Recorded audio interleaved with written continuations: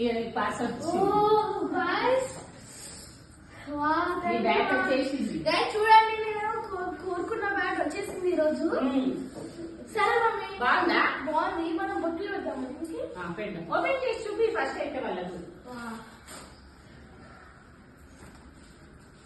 ఇంకా బాగుంది చూడండి.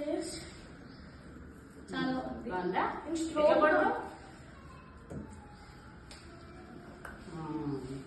నన్ను అడిగి బతిల్లాడి కొనిపించుకుని బ్యాట్. ఆల్రెడీ పాత బ్యాట్లు 2 ఇరిగిపోయినాయి వీడు కొట్టే 6 సార్లకి.